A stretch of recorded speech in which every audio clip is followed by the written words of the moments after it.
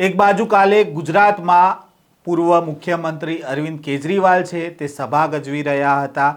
આમ આદમી પાર્ટીના નેતાઓ સરકાર પર વરસી રહ્યા હતા અને તેમના જ પૂર્વ નેતા કોંગ્રેસમાં જોડાય છે અને જાહેરમાં એક બાદ એક આમ આદમી પાર્ટીની પોલ ખોલતા ગયા હતા।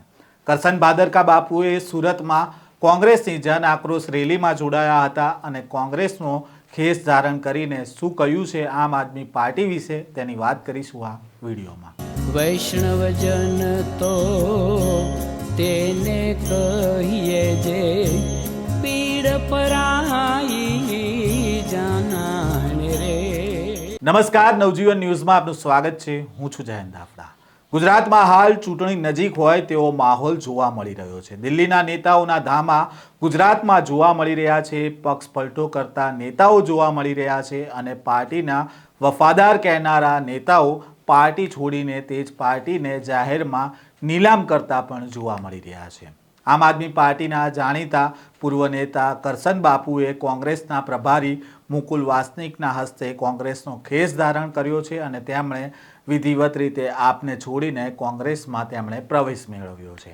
આ પ્રસંગે મુકુલ વાસનિકે તેમનું સ્વાગત કર્યું હતું અને કહ્યું હતું કે જનતાનો અવાજ ઉઠાવવા માટે હવે તમામ પક્ષો અને લોકો એક મંચ પર આવી રહ્યા છે, જે પરિવર્તનનો સંકેત છે। તો બીજી બાજુ કોંગ્રેસમાં જોડાતા કરશન બાપુએ પણ આમ આદમી પાર્ટી અને ભાજપના ભૂક્કા બોલાવી દીધા હતા જાહેર સ્ટેજ પરથી। પહેલા તો શું કહ્યું હતું કરશન ભાદરકા બાપુએ તેમને સાંભળીએ। ટૂંકું અને ટચ કહેવું છે, આમ આદમી પાર્ટીની વાસ્તવિકતા હું જોઈને આવ્યો છું અને ભાજપની વાસ્તવિકતા દેશ અને દુનિયા જાણે છે।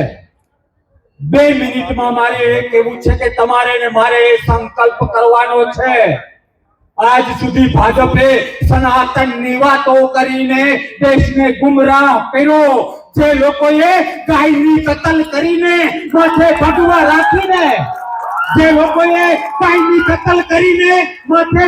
રાખીને ગાયના માંસ ઉપર દાન લીધું છે, એવા લોકોને ઘર ભેગા કરવા માટે આજે તમારી સાથે આવ્યો છું,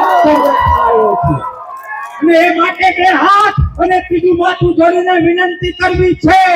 આમ આદમી પાર્ટી અને ક્યાંથી આવો છો, જે સોસાયટીમાંથી આવો છો, જે ગામમાંથી આવો છો, એને કહેજો કે ડરપોક ભાજપને કોંગ્રેસથી ડર લાગે છે। એટલા માટે બુદ્ધા ચાકાની જેમ ભાજપને કોંગ્રેસથી ડર લાગે છે, એટલે આમ આદમી પાર્ટીને હથિયાર તરીકે વાપરે છે। હું આજે પણ આમ આદમી પાર્ટીના એક કાર્યકર્તાઓને પ્રેમ કરું છું। હું આજે પણ આમ આદમી પાર્ટીના એ નેતાઓને પ્રેમ કરું છું અને મારા પ્રેમની સાથે અપીલ કરું કે મરી જવું કુરબાન, પણ ભાજપના ચમચા બનવાનું એ આપવાળા બંધ કરો। વિશેષ કઈ નથી કહેવું, કારણ કે સમયની મર્યાદા છે। મોટા ભાષણોથી કઈ નથી થતું, અધર્મના નામે ધર્મ કરવાથી કઈ નથી થતું। તમને 2 હાથ અને ત્રીજું માથું જોડીને વિનંતી કરું છું કે જાગવું પડશે, અવાજ ઉઠાવવો પડશે, એ લોકોને સમજાવવું પડશે કે સસલાને 1 લાખ વખત સિંહ કહો તો એ સિંહ ના થાય। એટલે લોકશાહીના રક્ષણ માટે, ગરીબોના રક્ષણ માટે જે લોકો ખેડૂતના આંસુ ઉપર રાજકારણ કરે છે ને, એના માટે ઘરેથી નીકળી જવું પડે। એ જ તમારો ને મારો સાચો ધર્મ છે। હા કે ના? ભવિષ્યમાં મળતા રહીશું એ લોકોની વાસ્તવિકતા। આજે મને સવારથી અત્યાર સુધી મીડિયાએ પૂછ્યું કે શા માટે તમે આમ આદમી પાર્ટી છોડીને કોંગ્રેસ જોઈન કરી રહ્યા છો, ત્યારે મેં મીડિયાને કહ્યું, તમને પણ કહું છું, ગામડે જઈને કહેજો, ઘરે જઈને કહેજો, આઝાદી એ આપણી માં છે કે હા કે ના? કોંગ્રેસ એ લોકશાહીના એક નાગરિકનું માવતર છે। આવો એ માવતરનું જતન કરીએ, એ લોકશાહીનું જતન કરીએ। અને મેં લોકોને, મીડિયા વાળા ભાઈઓને કહ્યું તમને કહું, તમે તમારા વિસ્તારમાં કહેજો કે ભાજપ કયું હથિયાર આગળ કરે છે, તો કે આપ. એ બધું જ આભાસી છે. આભાસીના મહેલ, આભાસીનો વિકાસ, આભાસીનું સનાતન, અને એક બાજુ કોંગ્રેસ વાસ્તવિકતા લઈને ચાલે છે. આવો બધું જ સાઈડમાં કરીને વાસ્તવિકતા તરફ પ્રયાણ કરીએ, માવતર પાર્ટી તરફ પ્રયાણ કરીએ.